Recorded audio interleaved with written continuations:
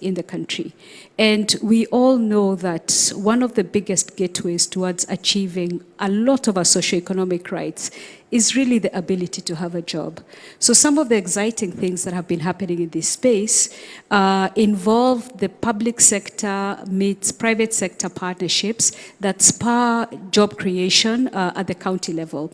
And one of the most recent things that really speaks towards this work is joint investment as well as delivery platforms that support county level job growth, as I said. And it helps if you think of this in three things. In terms of one of the things we're very clear about is that we have to finance the workforce. And counties are stepping forward to do this thing, where they are partnering with, for instance, KCB Foundation to make sure that they put in matching funds. KCB Foundation puts in matching funds to make sure that we're able to rekit as well as to retool the workforce, and not just the workforce of today, but also the workforce of the future. Beyond that, the other thing that counties are also doing is partnering with private sector. So in this case, let me say KCB Bank, to make sure that when it comes to enterprise development, we're able to really have counties putting funds primarily through the Fund Management Act that was passed that allows counties to set up MSME funds to support the enterprises in their counties. So through this, you're being able to see how public sector meets private sector is able to really spur the growth as well as the development and the catalyzing of enterprises in the county. And the third thing that is really most exciting in terms of what the counties can also leverage on is the ability to have value chain or ecosystem development in their counties, where let's say your CIDP identifies 5, 6 priority value chains. What has been happening is where private sector comes in to really leverage on these opportunities and work with the counties end-to-end financing. So for instance, KCB Bank does this. You're then now able to see job creation, you're able to see workforce creation, and you're also able to see enterprise development. And if I was to summarize in terms of the three things that are perhaps important to take home with you, is that when you leverage on philanthropic capital as catalytic capital, you're then now able to deliver large scale as well as very visible economic development in your counties. The other thing is you're also then now able to leverage private sector capital alongside county budgets as well as also what development partners may have. And thirdly, you're able to create durable jobs, you're able to create thriving local economies, as well as local industries, without having to reinvent the wheel. So in summary, this is around jobs now. So being able to co-invest in skills and job placements that really match the county ambitions. It's also around money that moves. So being able to have end-to-end financing for value chain, so from production as well as market, and then growth with market. So we're talking about MSMEs that are backed with capital, technical assistance, and guaranteed buyers. And ultimately, the hope is, or the plan is, when you have jobs in the county, thriving MSMEs in the counties, multidimensional poverty becomes now something that is eradicated because we're now looking at multidimensional opportunity. Thank you. Thank you so much. Thank you so much. It's no longer alternative financing, it's mainstreaming philanthropic sources of resources and finances into the public sector funding systems. Thank you so much, Madam Medi. I want to remind you the disclaimer that the next speaker is going to respond on behalf of the private sector, but she doesn't come from the private sector. And my question goes to you, Wangui Karanja. You have already prepared responses for the purposes of record and the audience as well. Kenya is facing a paradox of expanding spending needs and a reduced physical space to provide essential services like health, education, social protection, and water. Debt is taking a large portion of ordinary revenue, with about 6 out of every 10 shillings collected being spent on debt repayment. The public wage take about 25% of our annual budgets, and this means that the government must partner more with the private sector and seek innovative, or what we call alternative finance, to provide services. Now, Kenya seems to be performing better in PPPs, that is public-private partnerships, on infrastructure and energy, but with lesser success on PPPs in social sectors like health, education, and social protection. So I have two questions that I would like you to address for the panelists to benefit from your thoughts on what potential exists for the government of Kenya to tap more on PPPs in social sectors like health, education, or any other subcomponent of social protection or social sector you may want to address. And two, from a private sector perspective, what are some of the factors that the government of Kenya could put in place to attract more private sector partnership and financing for social sectors? Over to you, Madam Wangui. Thank you, moderator and esteemed panelists. As mentioned, I'm reading this response on behalf of Anthony Mwangi, who was not able to be with us. So, as a representative from the private sector, particularly from the vibrant ecosystem of micro, small, and medium enterprises that form the backbone of Kenya's economy, I am delighted to contribute to this discussion on financing social sectors amid fiscal challenges.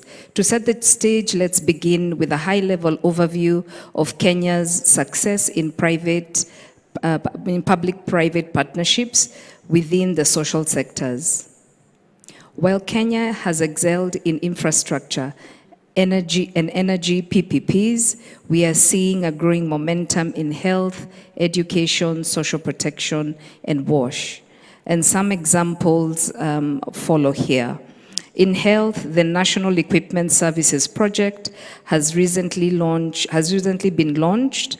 This initiative aims to equip hospitals throughout Kenya with state-of-the-art diagnostic and treatment technologies, ensuring their accessibility to all Kenyans. In July 2025, launch of a PPP at Moi Teaching and Referral Hospitals, College of Health Sciences, revolutionizing medical training, fostering skilled healthcare professionals. This innovation project aims to address the critical shortage of health workers in Kenya by providing modern and well-equipped facilities for quality education, training, and student well-being.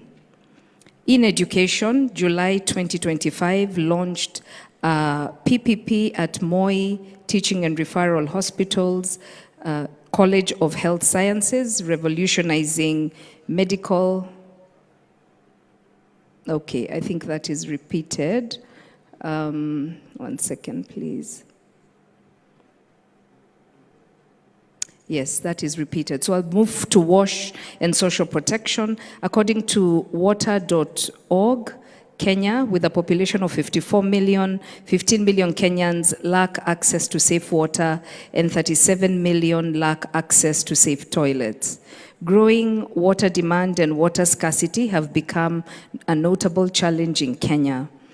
Climate change and population growth, urbanization, water pollution, and poor management of water resources have aggravated the issue of water crisis, which affects economic activities, food security, and education, as well as health. Now, addressing the first question, what potential exists for the government of Kenya to tap more into PPPs in these social sectors? The untapped potential is immense, especially if we broaden our view of private sector beyond large corporations to include MSMEs. MSMEs constitute over 90% of Kenya's businesses, contribute to 40% of GDP, and generate 80% of new jobs. These enterprises are often innovative startups and community-based firms, bringing agility and local relevance that formal PPPs sometimes lack. Rather than focusing solely on big-ticket projects under the PPPs Act of 2021, the government of Kenya should embrace a broader partnership perspective, including hybrid and informal models that drive outcomes in health, education, social protection, and WASH. Some examples of these: food for education, which is in the education and health sectors. There are scalable models partnering with county governments, parents, private donors to deliver nutritious meals to over 500,000 children daily across 15 counties in 1,900 schools. This boosts attendance by 10%, enrollment by 20% in some areas, and national exam performance. Addresses child multidimensional poverty. Chiporobo Center is another example. This is under education, a startup co-founded in 2023, collaborates with public high schools to enhance STEM education via robots and AI training. It has impacted over 10,000 schools in the last 2 years, scaling up 100,000 through scaling to 100,000 through partnerships with Microsoft Africa Development Center and Ekitabu. Currently, 100 students are in boot camp at Microsoft ADC, fostering innovation and employability. These models, outside the formal PPP framework, show how MSMEs can integrate with public entities for great impact, potentially mobilizing billions in alternative financing while aligning with SDGs like no poverty and education and quality education. There's also Synergy. Synergy is in the wash sector. Kenya faces significant challenges in sanitation, with Synergy reporting that the country loses 2% of its GDP annually due to illness-related productivity losses. At current pace, achieving complete sanitation coverage could take 150 years. Synergy offers non-sewered sanitation solutions for urban residents that are 5 times more affordable than traditional sewer systems. In social protection, there are hybrid approaches like social impact bonds, kutai payments to verified poverty reduction. Village Enterprise DIB in Kenya and Uganda lifted household assets by 13.5% to over 13,800 people. These illustrate how PPPs, hybrids with philanthropy and impact investors, can accelerate Kenya's progress, especially for 12 million children in poverty. Turning to the second question, from a private sector perspective, what factors could the government of Kenya put in place to attract more partnerships and financing? Number one, streamline regulations beyond the formal PPP framework, include flexible incentives to MSMEs. Examples of this is tax breaks on social investments, viability gap funding for outcome-based models, expedited approvals via PPP Directorate's Project Facilitation Fund, which will reduce timelines from months to weeks. Number two, enhance risk sharing through blended finance. Public grants de-risk projects for private players. And examples of these are Ghana's WASH initiatives, which mobilized 50 million euros. Number three, build capacity and dialogue platforms, expand ministerial stakeholder forums to involve MSMEs in co-designing initiatives, ensuring transparency and corruption-free procurement. To prioritize impact. Number four, prioritize impact metrics over inputs, adapt SIB, an SIB-like structure where payments reward results, attracting philanthropies like KCB Foundation and investors seeking SDG-aligned returns. Incentivizing models like food for education could scale nutrition programs nationally. Supporting Chiporobo partnership could embed AI in curricula for equitable STEM access.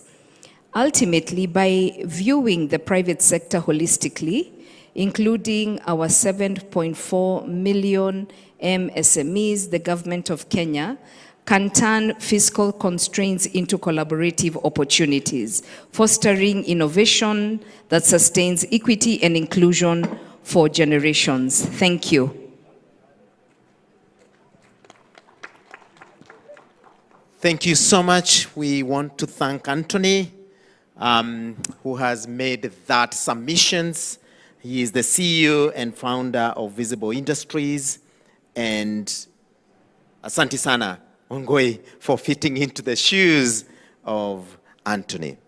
At this moment, because of time, I will allow each of the panelists to summarize their thoughts, reflections in less than 5 words, so that, you know, as we say, if you don't remember everything else I said, there will be 1, 2, 3 things I want you to take home with yourself. I'll start with Mendy, or whichever order, but I would prefer Mendy to begin. Okay, PS, you ready?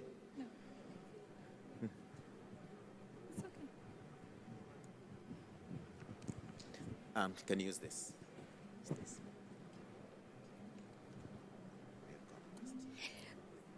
So my take-homes are 3 things. A good, well-structured county meets private sector meets philanthropy model is able to deliver on 3 very key things. It can deliver on jobs. It can deliver on jobs now. It can also deliver on money that moves. So end-to-end financing. It can also deliver on growth with markets. And together, this financing is able to jumpstart workforce development in counties. It's able to jumpstart value chains that are aligned to CIDPs. And it's able to deliver private sector financing for all MSMEs that these value chains are supported by. And this is something KCB Foundation, as well as the KCB Group, has been proudly partnering with counties. We have over 29 counties in partnerships, as well as creating jobs. So we're about 150,000 jobs created just in the last few years. Thank you. Thank you so much. Thank you so much, Mendy, for that. PS, Madam PS, less than 5 words. Thank you. And first of all, I would like to say that for sustainability in terms of financing, social sector, one of the things that we need to have is a coordinated approach to partnering both the, having a collaboration between the county government and the national government. We saw how fragmenting approach is leading to fragmenting also our resources. Therefore, for us to target our resources to reach the social needy and the vulnerable communities, we need to have a coordinated approach both at the county level and also at the national level. The next that I would recommend would be to ring-fence the budget allocation and also come up with alternative ways of raising funds. When it comes to mobilization of funds, we do have companies that are having probably negative impact when it comes to issues of nutrition. We could tap into a percentage of the income of this private sector in bringing on board additional funding that can fund the child welfare fund, which is already in place but not operationalized, for us to be able to reach the vulnerable children. Thank you. Thank you so much. Thank you so much. Please join me in thanking Madam P.S. Colleen Ogengo. We also have Madam Mendy Jonjo, Anthony Mwangi in absentia, and Madam Wangoi Karanja, who fit into this panel. What an esteemed panel, distinguished guests. Ladies and gentlemen, let's give them a round of applause. Thank you so much, and allow me to give them a standing ovation because it's a very powerful panel of ladies, eminent ladies. At this moment, I'm going to invite you for a headshot. The panelists, the headshot.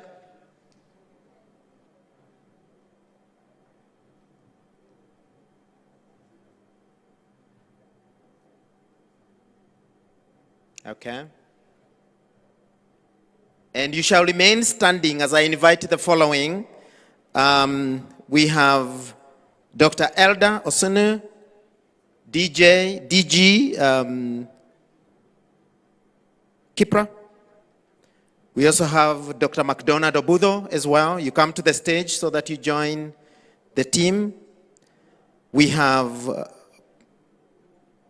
Professor Paul Wachana, the chair of the board, and a representative of His Excellency Peter Nyangnyong, please join. Gabi as well, please join.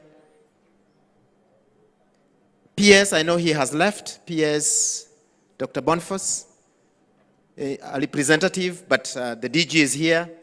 We have some goodies for these eminent, distinguished guests who have made this event possible. I'll ask Denge or Lezit Wangoi so that we can pass the gifts to them. No envelopes. It has to be a bag or something. Okay, thank you so much for representing.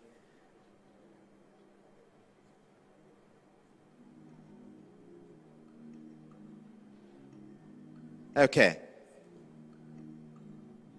I was told there were enough, so I called everyone.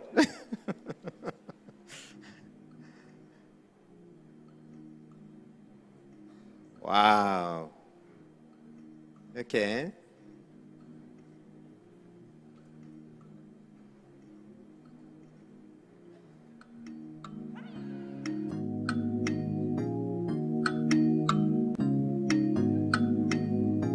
They're very nice bags, very nice bags. We shall remember the UNICEF, we remember the UN Women, we remember the KNBS. Thank you so much for making it possible. The two publications.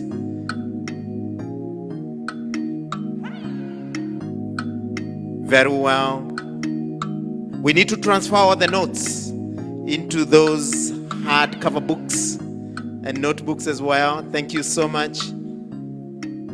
And ladies and gentlemen, I think we're just going to have the last headshot, right? Okay, there we go. Going to have the last headshot. I'll join.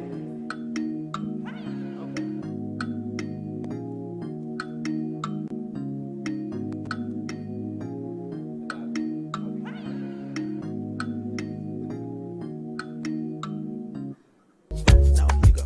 Okay. As we allow the guests to take their seats, we have come to the end of this important side event, educative, informative event, financing social sectors for equity and inclusion, brought to you by UNICEF, the World Bank, KNBS, and the UN Women. And we are so grateful that you have received quite a lot of information from this session. Our apologies, we couldn't have opened this to the plenary so that you could ask questions, but we're encouraging you, if you have any comments, any concerns, any questions, please forward those to the technical team, whether it is COG, whether it is UNICEF, whether it is myself, and we'll be able to collate all those, put them together, and respond to you. We come to the end of this session, and allow me to invite Wangoi Karanja, who is the chief of the UNICEF Kisumu Field Office, to give a vote of thanks, and from there, she'll direct us what next. Asante sana. Karibu, Madam Wangoi Karanja.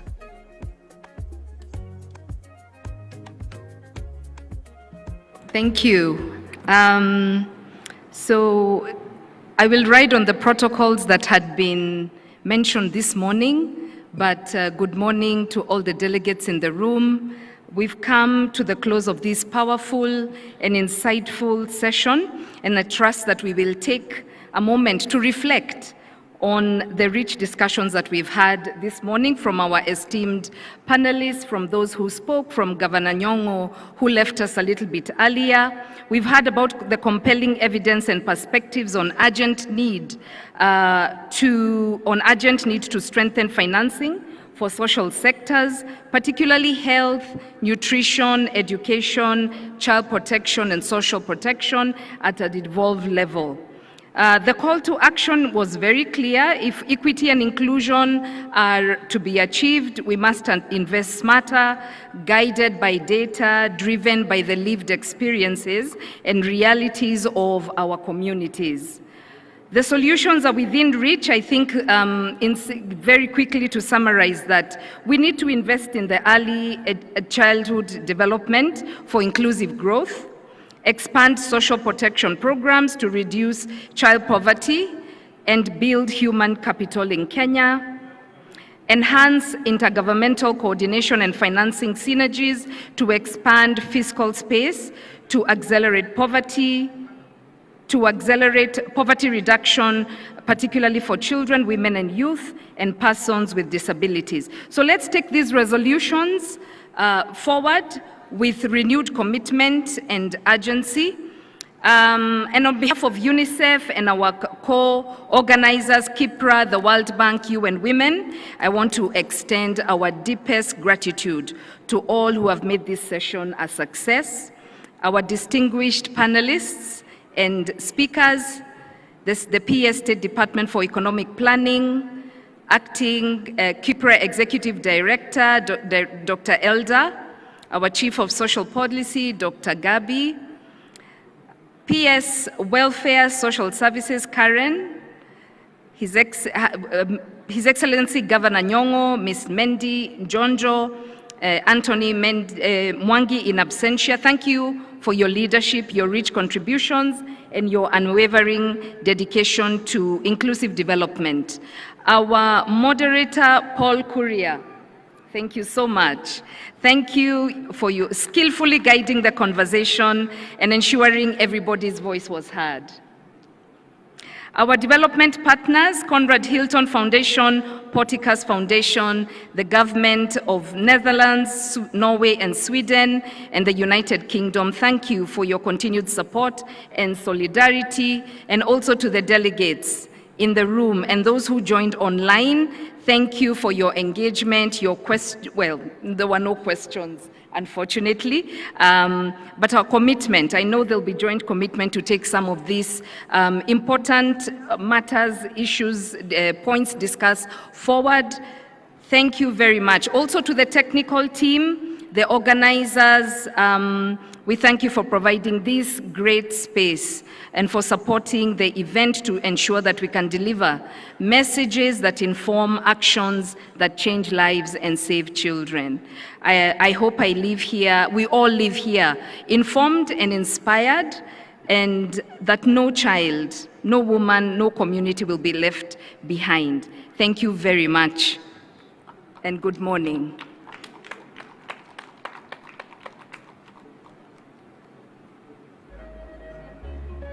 Asanteni sana, and we come to the end of our side event. We welcome the band to take it up from there. Thank you so much. May you have a lovely Friday and safe journey back home. Thank you.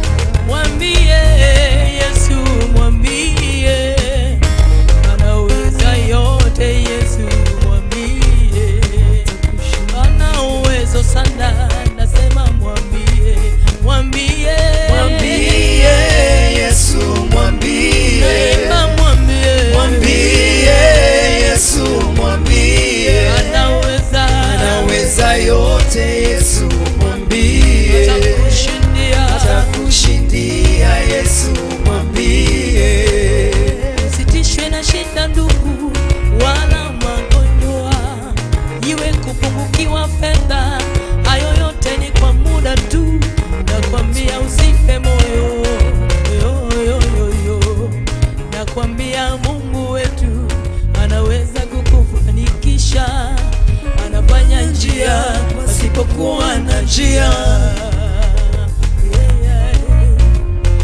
Nasema mwambie Yesu, mwambie Yesu, mwambie anaweza yote. Yesu mwambie, atakushindia. Yesu mwambie, mwambie Yesu, mwambie Yesu, mwambie anaweza yote. Yesu mwambie, atakushindia. Yesu mwambie. Cheza kidogo kwa Yesu. Hallelujah. Hey. Unacheza kidogo. Anasaidia.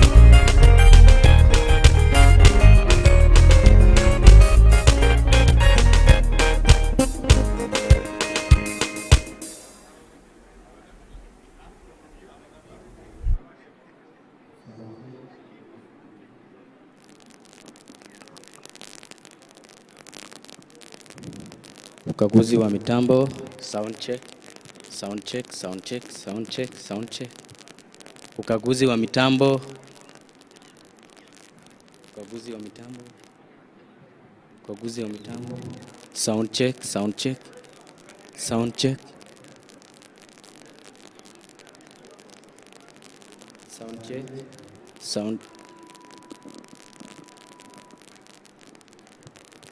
sound check, sound check. Ukaguzi wa mitambo. Engineer unipandishie, pandisha.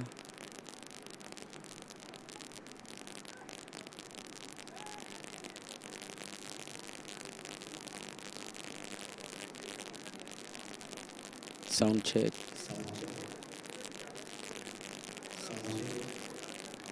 Sound check. Sound check. Sound check. Sound check. Sound check.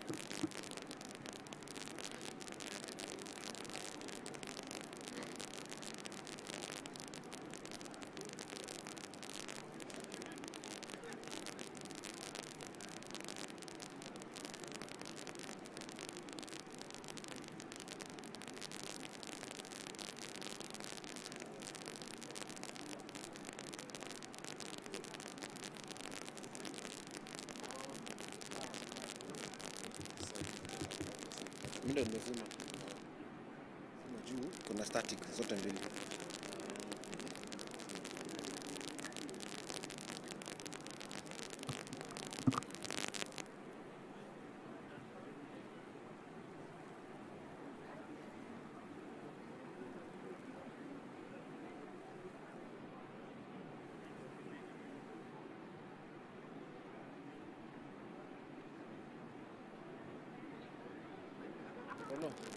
Phantom side yako kwa. Simani confirm for me. Sasa nizime. Sio wapi confirm. Sasa nijolee hapo. Bob mtoa phantom. Bob back kwa mixer. Usuta kwa mixer, kwa mixer. Haya, mtoa phantom 48 volts. Haina 48 volts. Haya, kwanza na side gani inapata signal? Hai. Yote mbili ziko na side. Nani masikizoni na plug.